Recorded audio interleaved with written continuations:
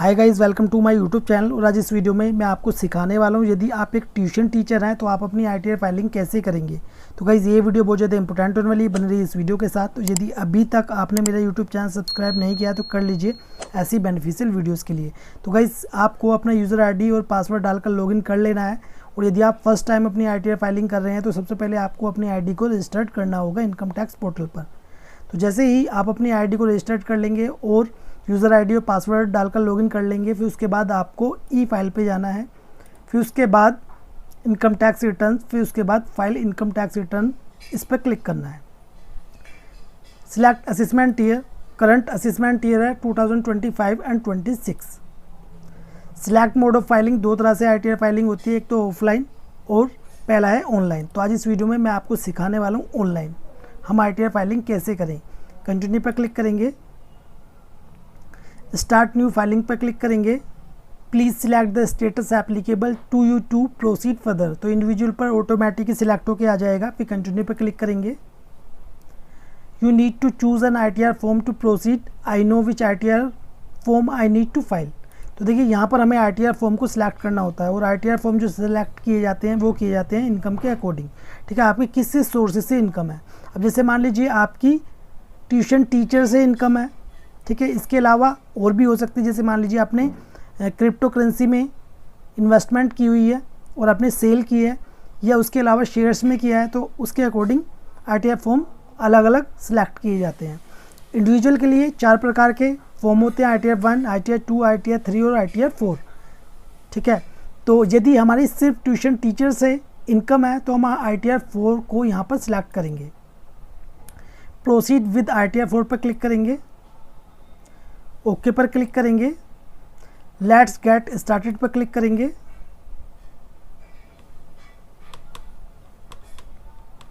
Please answer the following questions to proceed further. तो देखिए यहाँ पर 3 ऑप्शन है, 3 में से एक को टिक मार्क करना है हमें। पहला ऑप्शन है taxable income is more than basic exemption limit. यदि आपकी इनकम बेसिक एग्जाम्पशन लिमिट से अधिक है तो आपको इस पर टिक मार्क करना है। बेसिक एग्जाम्पशन लिमिट कितनी होती है, वो होती है 3 लाख। 3 लाख से ज़्यादा है तो इस पर टिक मार्क करेंगे।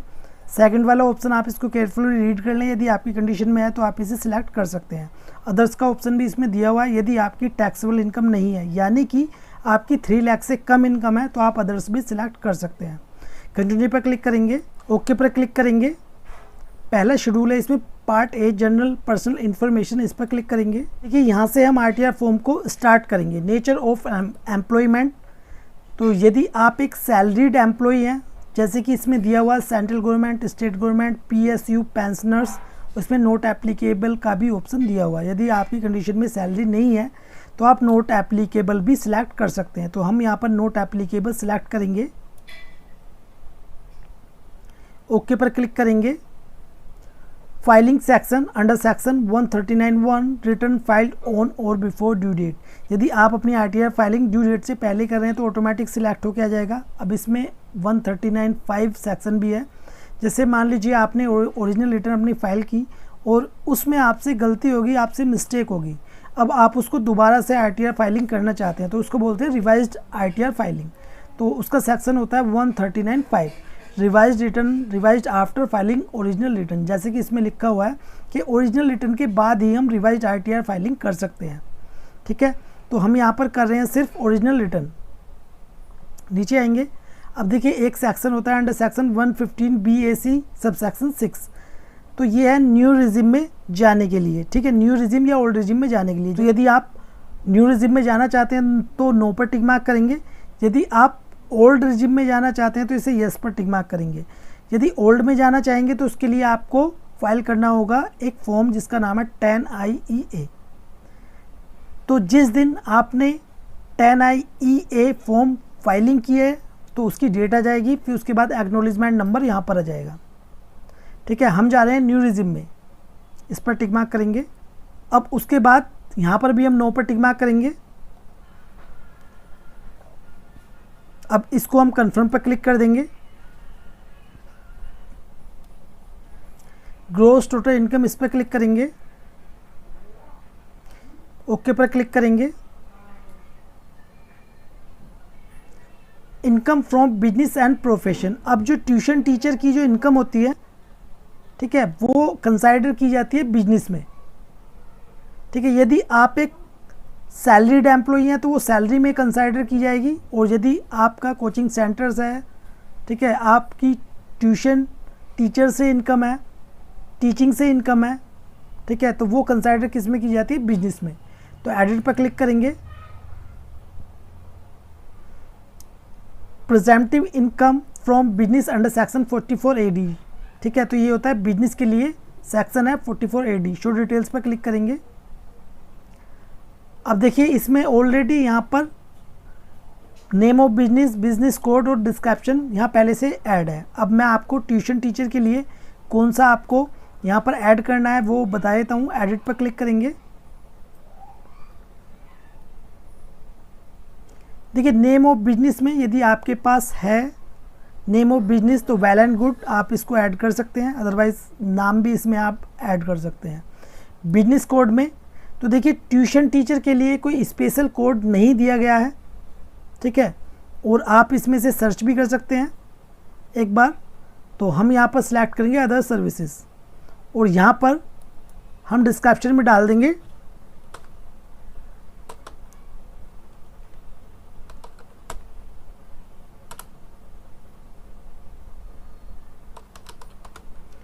ट्यूशन इनकम या कोचिंग सेंटर्स इनकम हम ऐड कर सकते हैं डिस्क्रिप्शन में। सेव पर क्लिक कर देंगे। फिर दोबारा से हम शो डिटेल्स पर क्लिक करेंगे। अब नीचे आ जाएंगे। अब देखिए ये वाले इसमें ऑप्शन दिए हुए हैं, थ्रू अकाउंट पेई, चेक और अकाउंट पेई, बैंक ड्राफ्ट और बैंक क्लियरिंग सिस्टम। तो देखिए ये वाला जो ऑप्शन है ये है यदि आपकी रिसिप्ट जो आपकी कोचिंग सेंटर्स या ट्यूशन से जो रिसिप्ट है वो बैंक में आई है तो यहाँ पर ऐड करेंगे। जैसे हम इसमें डाल देते हैं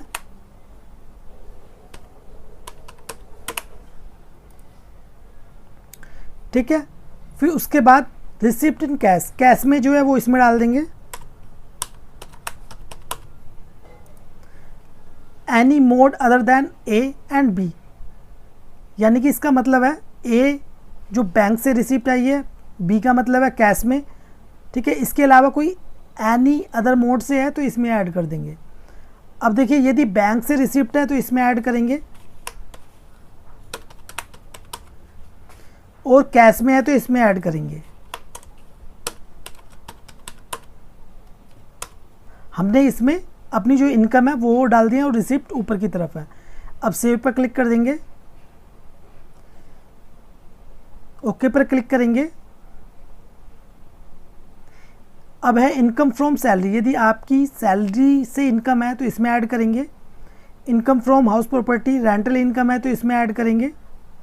इनकम फ्रॉम अदर सोर्सेज, यदि आपकी अदर सोर्सेज से इनकम है, अदर सोर्सेज में कौन सा, जैसे कि मान लीजिए dividend income, interest from saving bank account, interest from deposits यानी कि FDR, या इसके अलावा कोई अदर सोर्सेज इनकम है तो उसमें ऐड कर देंगे, ठीक है। तो अब इसे कन्फर्म पर क्लिक कर देंगे। डिस्क्लोजर एग्जाम्प्ट इनकम, इस पर क्लिक करेंगे। Financial particular of the business, यानी कि आपकी जो बिजनेस है उसमें आपके पास कितनी लायबिलिटीज़ हैं आपकी और कितनी एसेट्स है वो आपको ऐड करना होगा। जैसे कि लायबिलिटीज़ में partners, member own capital, secured loan, unsecured loan, advances, syndicators, other liabilities, total capital and liabilities. अब उसके बाद अब assets, fixed assets, inventories, Sunny debtors, balance with bank, cash in hand, loan and advances, other assets, total assets यहाँ पर आ जाएगी। तो दोनों जो हमारी लायबिलिटीज़ है और एसेट्स है वो हमारी इक्वल होनी चाहिए, ठीक है। फिर नीचे आएंगे, कन्फर्म पर क्लिक कर देंगे। LTCG अंडर सेक्शन 112A जो कि होता है हमारा लॉन्ग टर्म कैपिटल गेन, ठीक है, वो भी एग्जाम्प्ट। एग्जाम्प्ट कितना होता है? 1,25,000 या उससे कम, तो इसमें हम ऐड कर सकते हैं यदि लॉन्ग टर्म कैपिटल गेन है तो। कन्फर्म पर क्लिक कर देंगे। हमारी कंडीशन में लॉन्ग टर्म कैपिटल गेन नहीं है, टोटल डिडक्शन इस पर क्लिक करेंगे। तो देखिए हम जा रहे हैं न्यू रिजिम में, और न्यू रिजिम में कोई भी डिडक्शन क्लेम नहीं कर सकते, तो कन्फर्म पर क्लिक कर देंगे। टैक्स पेड, इस पर क्लिक करेंगे। यदि आपका कहीं से भी TDS कट हुआ है तो यहाँ पर शो होगा टैक्स पेड में। पहला इसमें details of tax deducted at sources from salary, salary से TDS कट हुआ है तो यहाँ पर शो होगा सैलरी को छोड़कर कहीं भी TDS कट हुआ है तो यहाँ पर शो होगा। ठीक है, कन्फर्म पर आप क्लिक कर देंगे। टोटल टैक्स लायबिलिटी, इस पर क्लिक करेंगे। Computation of total gross total income कितनी होगी, 4,82,544 रुपये। ठीक है, इस पर टैक्स बनता है कितना, 9,127 रुपये, जो कि हमारा एडजस्ट हो गया रिबेट अंडर सेक्शन 87A में। तो हमें कोई भी टैक्स पे करने की ज़रूरत नहीं है। अब नीचे आएंगे, कन्फर्म पर क्लिक कर देंगे। प्रोसीड टू वेरिफिकेशन पर क्लिक करेंगे।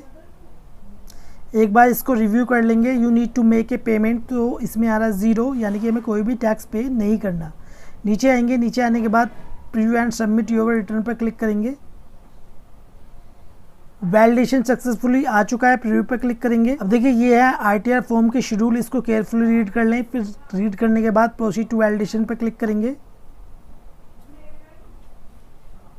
तो देखिए इसमें हमारी एक एरर शो हो गई है, तो हो सकता है आपके उसमें भी एरर शो हो जाए। अब एरर को ठीक करने के बाद मैं आपको बता देता हूँ आगे का प्रोसेस क्या होगा, क्योंकि जो मैन चाहिए थी वो मैंने आपको बता दी है।